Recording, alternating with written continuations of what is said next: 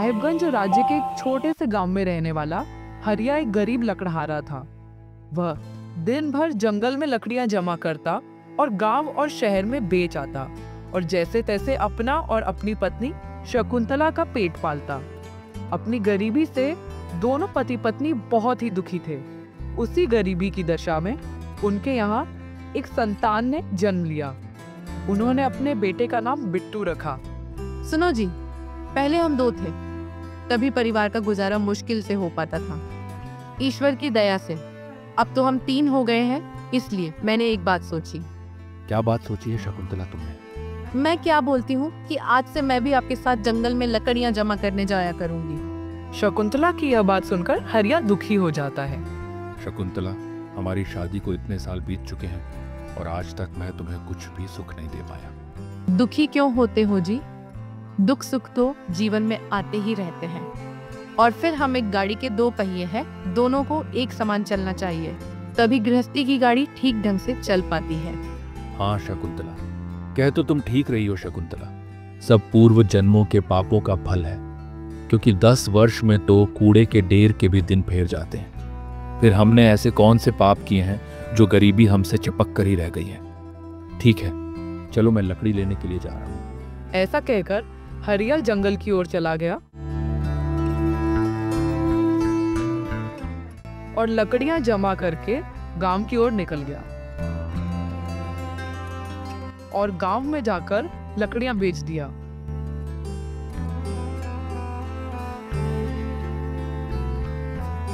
फिर अगले दिन सुबह होने पर दोनों पति पत्नी जंगल की ओर चले जाते हैं और दिन भर जंगल में लकड़ियां जमा करते हैं।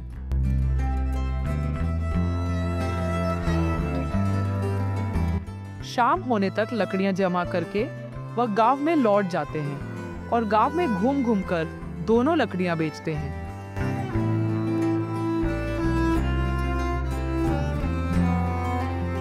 इसी तरह 5 साल निकल जाते हैं और उनका बेटा बिट्टू अब बड़ा हो जाता है। तो एक दिन हरिया लकड़ियां लेने जब जंगल जाता है तो उसे जंगल में एक बूढ़े बाबा मिलते हैं। बेटा, तुम इस जंगल में क्या कर रहे हो? तुम्हें देखकर तो ऐसा लगता है कि तुम बहुत ही दुखी हो। हाँ बाबा, घर गृहस्थी का काम ही ऐसा है। मेरा बेटा बड़ा हो रहा है और मैं ठीक से कमा भी नहीं पाता। मैं अपनी पत्नी और अपने बेटे को 2 वक्त का खाना भी सही से नहीं खिला पाता। इस तरह हरिया अपनी सारी स्थिति बूढ़े बाबा को बता देता है। बेटा, तेरा बेटा अब बड़ा हो गया है, इसे पढ़ाता क्यों नहीं है? बाबा, आपको अभी मैंने सारी आर्थिक स्थिति के बारे में बताया है। ऐसी कठिन परिस्थिति में मैं कैसे अपने बेटे को पढ़ा सकता हूँ? कुछ भी हो बेटा, चाहे तुम्हें अपना पेट काटना पड़े, पर बिट्टू को जरूर पढ़ाओ। उसे पढ़ाने से ही तुम्हारी गरीबी दूर हो सकेगी। ठीक है बाबा, मैं ऐसा ही करूँगा। मैं आज ही घर जाकर अपनी पत्नी से इस बारे में बात करूँगा। ऐसा कहकर हरिया वहां से चला जाता है। शाम को गांव में लकड़ियां बेचकर वह अपने घर चला जाता है। घर पहुंचकर वह सारी बात अपनी पत्नी शकुंतला को बता देता है। सुनो जी, तो आप बिट्टू को लेकर आज ही रामपुर चले जाओ, क्योंकि रामपुर गांव में एक बहुत ही महान विद्वान रहते हैं। शिक्षा जगत में उनका बड़ा नाम है। आप बिट्टू को विद्या अध्ययन हेतु उनके पास ही ले जाओ। लेकिन शकुंतला, इस काम के लिए तो बहुत ही अधिक धन की आवश्यकता होगी। कहाँ से आएगा वह धन? इसके लिए तो आप सेठ बीरबल के पास चले जाओ, क्योंकि ले देकर गांव में वही तो एक महाजन है। इसलिए आप बिट्टू की शिक्षा के लिए उनसे कर्ज ले लो। लेकिन शकुंतला, सेठ बीरबल एक बहुत ही अत्याचारी महाजन है। वह हमेशा गरीबों का शोषण करता है। वह बहुत ज्यादा ब्याज पर कर्ज देता है और समय पर उधार ना चुकाने पर वह बहुत ही क्रूर हो जाता है। तुम ऐसे महाजन से उधार लेने की बात कर रही हो? इसके अलावा और कोई दूसरा रास्ता भी तो नहीं है जी। कुछ भी हो, उन बाबा ने बिट्टू को शिक्षा दिलाने के लिए कहा है, तो हम अपने बेटे को शिक्षा अवश्य दिलाएंगे। लेकिन उधार लेने के लिए हमारे पास गिरवी रखने के लिए तो कुछ भी नहीं है, और सेठ बीरबल बिना किसी वस्तु को गिरवी रखे किसी को भी उधार नहीं देता। हाँ, आप चिंता मत करो, इसका उपाय भी मैंने सोच लिया है जी। आप अपनी झोपड़ी को उनके पास गिरवी रखाना। क्या कह रही हो तुम? सिर छिपाने को एक यही तो आसरा है। ईश्वर ना करे ये भी छिन गया तो हमारा क्या होगा? ऐसे मत बोलो, शुभ शुभ सोचो जी। ईश्वर जो करेगा ठीक ही करेगा। तब उसी दिन हरिया सेठ बीरबल के यहाँ गया।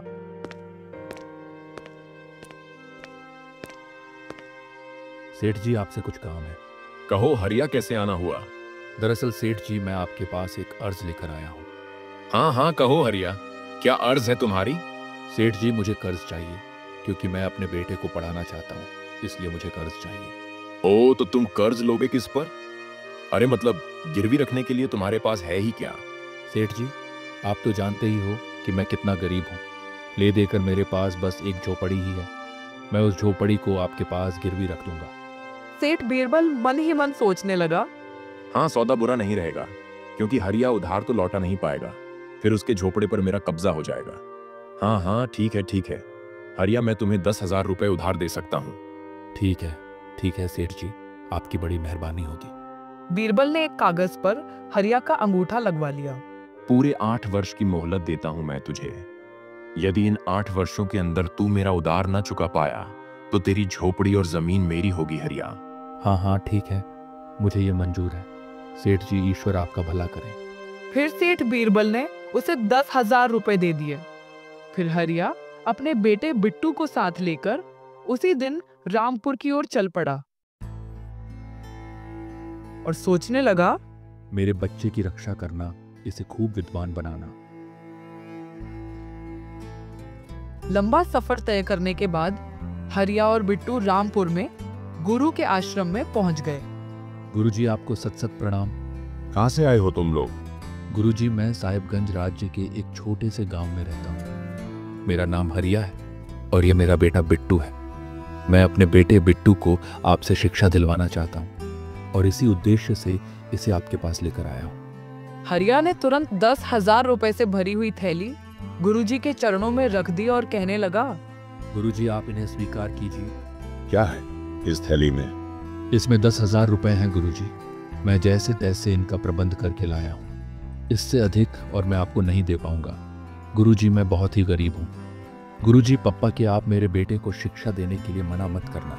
हरिया की यह बात सुनकर गुरुजी अपने मन में सोचते हैं, बड़ा भोला आदमी लगता है, इसे निराश करना ठीक नहीं है।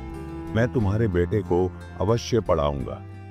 हरिया, तुम्हारा पुत्र 8 वर्ष के लिए हमारे आश्रम में रहेगा, तभी इसकी शिक्षा पूर्ण हो पाएगी। आपका बहुत बहुत धन्यवाद गुरुजी। अब मैं चलता हूँ गुरुजी। फिर हरिया अपने बेटे को छोड़कर वहां से अपने गांव की ओर निकल गया। हरिया और शकुंतला का दिनचर्या पहले के ही भांति फिर चलने लगा। इधर बिट्टू गुरु से शिक्षा पाने लगा। 8 वर्ष कब बीत गए पता ही नहीं चला। बिट्टू, आज तुम्हारी शिक्षा पूर्ण हुई। तुम हमारे शिष्य में सबसे अच्छे छात्र हो, इस पर सदा गर्व रहेगा हमें। गुरुदेव, सब आपकी कृपा का ही फल है, वरना मैं किस योग्य था। अब तुम अपने माता पिता के पास लौट जाओ। तुम्हारी प्रतीक्षा में ना जाने वो कब से बाट जो रहे होंगे। बिट्टू उसी दिन अपने गांव की ओर चल दिया।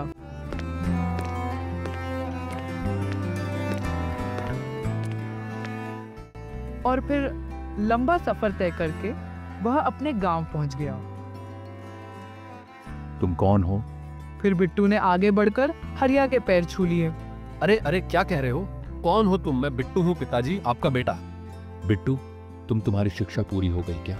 हाँ पिताजी, मैं गुरु की आज्ञा पाकर ही लौटा हूँ। अरे शकुंतला कहाँ हो तुम? शकुंतला, घर से बाहर निकलो। देखो, हमारा बेटा पूरी पढ़ाई करके लौट आया है। तुरंत ही शकुंतला बाहर आई और बिट्टू को देखकर बहुत खुश हुई। बिट्टू ने माँ के पैर छुए और शकुंतला की खुशी का अब कोई ठिकाना न था। शकुंतला, अब हमें और चिंता करने की कोई जरूरत नहीं है। हमारा बेटा अब नौकरी करेगा और हमारे बुरे दिन बीत जाएंगे। ईश्वर करे वो दिन जल्दी आए जी। अब पूरे 8 वर्ष तो बीत चुके हैं। चलो भाई, चल के अब हरिया से सोने के सिक्के लुटाने का तकादा करने का समय आ गया है। फिर सेठ सीधा हरिया के यहाँ जाता है। लगता है हरिया का लड़का पढ़ाई पूरी करके आ गया है। अरे आप सेठ बीरबल जी। भूले नहीं तुम मुझे। सेठ जी, आप कोई भूलने की चीज हो क्या? कहिए, कैसे आना हुआ आपका? तुम्हारे माता पिता कहाँ हैं बिट्टू? बिट्टू यह सुनकर चुप रहा। यह देख सेठ बीरबल के तेवर और चढ़ गए। अरे बताते क्यों नहीं? तुम्हारे माता पिता कहाँ हैं? सुनो सेठ जी, मेरे पिताजी जिंदा पेड़ों को काटने और मुर्दा पेड़ों को रोपने गए हैं, और मेरी माँ हवा को बेचने और चांदी खरीदने गई हुई है। लगता है बिट्टू आवश्यकता से अधिक पढ़कर आया है, तभी ऐसी बातों से मुझे मूर्ख बना रहा है। ये कैसी उटपटांग बातें कर रहे हो? मैंने जो पूछा है उसका ठीक ठीक उत्तर दो। तुम्हारे माता पिता कहाँ गए हैं ये बताओ। बिट्टू ने पुनः पहले वाली बात दोहरा दी, जिसे सुनकर सेठ बीरबल बुरी तरह चीख गया। बिट्टू, मेरी बात ध्यान से सुनो। तुम्हारे पिताजी ने 8 वर्ष पहले ये झोपड़ी गिरवी रखकर मुझसे 10,000 रुपए उधार लिए थे। क्या क्या सेठ जी, सचमुच? हाँ बिट्टू, तुम्हारे पापा ने 8 वर्ष बीतने पर भी मुझे वो पैसे नहीं लौटाए। आज मैं अपने पैसे लेने आया हूं। यदि तुम सच सच बता दोगे कि तुम्हारे माता पिता कहाँ हैं तो क्या करोगे आप सेठ जी? फिर बीरबल सोचने लगा। लड़का बड़ा चालाक है, इसे चालबाजी से काम लेना होगा। बिट्टू, अगर तुम बताओगी कि तुम्हारे माता पिता कहाँ हैं तो मैं उधार दिए हुए पैसे वापस नहीं मांगूंगा। यानी कि आप कर्ज माफ कर दोगे? हाँ हाँ, मैं कर्ज माफ कर दूंगा। तुम बताओ तो सही कि तुम्हारे माता पिता कहाँ हैं। सेठ जी, मैं आपकी बात पर विश्वास कैसे करूं भला? अरे मैं पृथ्वी और आकाश को साक्षी बना रहा हूं कि यदि तुम मुझे यह बता दो कि तुम्हारे माता पिता इस समय कहाँ हैं तो मैं उधार के पैसे वापस नहीं मांगूंगा। बोलो सेठ जी, ये पृथ्वी और आकाश बोल नहीं सकते, अतः इन्हें साक्षी नहीं बनाया जा सकता। यदि आप किसी जीवित प्राणी को साक्षी बनाओ तो मैं आपकी बात मान लूंगा। बिट्टू की यह बात सुनकर सेठ बीरबल अपने मन में सोचने लगा। यह आज के समय का छोरा बहुत ही चालाक है, पर मैं भी इससे कम नहीं हूं। फिर सेठ बीरबल की नजर हरिया की झोपड़ी पर बैठी चिड़िया पर पड़ी। हाँ तो सुन, मैं चिड़िया को साक्षी मानकर वादा करता हूं कि यदि तुम मुझे अपने माता पिता का पता बता दोगे तो तुम्हारे पिता को दिया हुआ कर्जा माफ कर दूंगा। यह हुई ना कुछ बात, आप सुनो। मैंने आपसे कहा था कि पिताजी जिंदा पेड़ों को काटने गए हैं और मुर्दा पेड़ों को रोपने गए हैं। इसका मतलब है कि वह पेड़ काटकर किसी मकान के सामने बार लगाने गए हैं। और मैंने कहा था कि मेरी माँ हवा बेचने और चांदी खरीदने गई है। मेरी बात का मतलब था कि पंखे बेचने और बिक्री से मिलने वाले पैसों से तेल खरीदने गई है, जिससे घर में चांदनी जैसा प्रकाश हो सके। हाँ, तुम सच में बुद्धिमान हो बिट्टू। चलो ठीक है, अब मैं चलता हूँ। बीरबल सेठ को जाते हुए देखकर बिट्टू सोचने लगा। बीरबल, सेठ तूने आज तक बहुत भोले वाले और गरीब लोगों को अपना शिकार बनाया है। अब देख तू मेरे जाल में कैसे फंसता है। फिर थोड़ी देर बाद जब हरिया और शकुंतला घर आए तो बिट्टू ने उन्हें बताया। पिताजी, अभी थोड़ी देर पहले सेठ बीरबल आया था। ओ शकुंतला, अब क्या होगा? पिताजी, आप घबराओ नहीं, मैं आ गया हूँ ना। उस लूटखोर को मैं निपट लूंगा। तुम लेकिन कैसे बेटा? बीरबल सेठ बहुत ही चालाक आदमी है। पिताजी, आप घबराओ नहीं, ईश्वर जो चाहेगा वही होगा और वो ठीक ही करेगा। बीरबल सेठ फिर हरिया के यहाँ आ गया, लेकिन उस दिन भी बिट्टू ही घर पर था। सेठ जी बताइए, आज कैसे आना हुआ? अरे मैं अपना उधार मांगने आया हूँ। कहाँ है तुम्हारे माता पिता? आप कौन से उधार की बात कर रहे हो सेठ जी?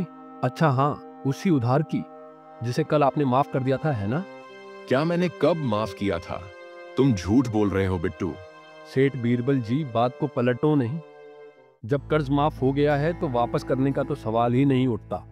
बिट्टू, तुझे और तेरे पिता को छोड़ूंगा नहीं। मैं दरबार में तुम दोनों की शिकायत लेके जाऊंगा। जाओ जाओ, ये इच्छा भी पूरी करके देख लो। फिर सेठ बीरबल उसी दिन दरबार में चला गया। दुहाई हो महाराज, दुहाई हो, मेरा अन्याय कीजिए। अरे बीरबल, तुम्हें कौन परेशान कर सकता है भला? महाराज, गांव में हरिया ने 8 साल पूर्व मुझसे 20,000 रुपए उधार लिए थे, पर अब मांगने पर उसका दूत पुत्र साफ मना कर रहा है। हरिया और बिट्टू को दरबार में बुलवाया गया और महाराज कहने लगे। हरिया, ये क्या मामला है? क्षमा कीजिए महाराज, पिताजी की ओर से मैं बोलूंगा। कहो, क्या कहना चाहते हो? ये सच है महाराज कि 8 वर्ष पहले मेरे पिताजी ने सेठ बीरबल जी से कर्ज लिया था। तो फिर उसे लौटाते क्यों नहीं? वही तो बताने जा रहा हूँ महाराज। कल बीरबल जी हमारे यहाँ पर आए थे, तब इन्होंने कर्ज माफ करने का मुझे वचन दिया था। फिर कर्ज लौटाने का सवाल ही कहाँ रह जाता है। बिट्टू, क्या अपनी बात सिद्ध करने हैं? तुम्हारे पास कोई सबूत है? तब बिट्टू ने विस्तार पूर्वक राजा को अपने और बीरबल के बीच कल हुई बातचीत के विषय में बताया। तो एक चिड़िया ही तुम्हारी गवाह है? हाँ महाराज, सेठ जी ने एक चिड़िया को गवाह बनाकर उसके सामने उधार माफ करने की बात कही थी। देखो बिट्टू, ये कोई साधारण पंचायत नहीं है। अपत राजा का दरबार है। यहाँ पर ऐसी मनगंत बातें स्वीकार नहीं की जाती। क्षमा करें महाराज, मैं अपने मन की कोई कहानी नहीं बना रहा। मैं सच कह रहा हूँ, कल सेठ जी ने अपने सर पर बैठी चिड़िया को गवाह बनाकर उधार माफ करने का वचन दिया था। महाराज, ये लड़का झूठ बोल रहा है। कल जब मैं इसके यहाँ गया था तब ये चिड़िया मेरे सर पर नहीं बल्कि इसके झोपड़े पर बैठी थी। झूठा कहीं का। यह सुनकर राजा मुस्कुरा उठा। बीरबल को अब अपने भूल का आभास हुआ। गुस्से में आकर मैंने ये क्या कह दिया। जिस बात को मना कर रहा था उसे ही स्वीकार कर बैठा। सेठ बीरबल जी, आखिर तू मेरे शब्दों के जाल में फंस ही गया। बीरबल जी, तुम्हारी बात से यह सिद्ध होता है कि बिट्टू का कहना ठीक है। सच सच कहो कि तुमने कितना कर्ज दिया था। महाराज, ईश्वर झूठ ना बुलाए, हरिया को मैंने 10,000 रुपए दिए थे। परंतु तुम तो 20,000 फरियाद लेकर यहाँ आए थे। क्षमा करें महाराज, मैं भूल से 10,000 की जगह 20,000 कह गया था। बीरबल जी, अब हम समझ गए कि तुमने वह सब भूल से नहीं जानबूझकर कहा था। हमारा आदेश है कि तुम्हें अपना वचन निभाते हुए बिट्टू के पिता का कर्ज माफ करना होगा। ठीक है महाराज, जैसा आप कहें। मरता क्या ना करता। बिट्टू ने जाल ही ऐसा बिछाया कि फंसना ही था। देखो बीरबल सेठ, बहुत दिनों से तुम्हारे विरुद्ध हमें शिकायतें मिल रही थी, पर हमें कोई ठोस सबूत नहीं मिला और हम भी इसी खोज में थे। आज वह अवसर हमें मिल गया है। हम तुम्हें चेतावनी देते हैं कि तुम अपनी हरकतों से बाज आ जाओ और लोगों का खून चूसना छोड़ दो। हम यह नहीं कहते कि तुम अपना धंधा छोड़ दो। धंधा करो पर ईमानदारी से करो। फिर सेठ बीरबल मुंह लटकाकर दरबार से चला गया। तब राजकुमारी अनुमति, जो कि पर्दे की ओर से यह सब कुछ देख रही थी, सामने आई और प्रसन्न होकर बीरबल से कह उठी, युवक, तुम्हारी सूझबूझ की मैं दाद देती हूँ। धन्यवाद राजकुमारी जी। राजा को प्रणाम कर बिट्टू और हरिया जब दरबार से जाने लगे। रुको हरिया और बिट्टू। कहिए महाराज, क्या बात है? हरिया, तुम्हारा पुत्र गुणी है। हम इसकी बुद्धिमानी से अत्यंत प्रभावित हुए और हमारे साथ हमारी पुत्री अनुमति ने भी बिट्टू की बुद्धिमानी को स्वीकार किया है। यह देख हमें लगा कि हमारी खोज पूरी हो गई है। खोज कैसी खोज महाराज? मैं कुछ समझा नहीं महाराज। हम राजकुमारी के लिए उचित वर्ग की खोज में थे। हरिया, तुम्हारे पुत्र के रूप में हमें अपने पुत्री का वर मिल गया है। राजन, ये क्या कह रहे हो? कहाँ राजा भोज और कहाँ हम गागन तेली? हम ऊंच नीच को नहीं मानते। हरिया, हमें बस तुम्हारी स्वीकृति चाहिए। मेरी ऐसी मजाल कहाँ महाराज जो आपको मैं मना कर सकूं। और फिर कुछ दिनों बाद बड़े धूमधाम से कबीर राजकुमारी अनुमति का विवाह संपन्न हुआ। तत्पश्चात राजा ने दरबार में घोषणा की, हमारा कोई पुत्र नहीं है, अतः दामाद बिट्टू को हम अपना राज्यपाट सौंपते हैं।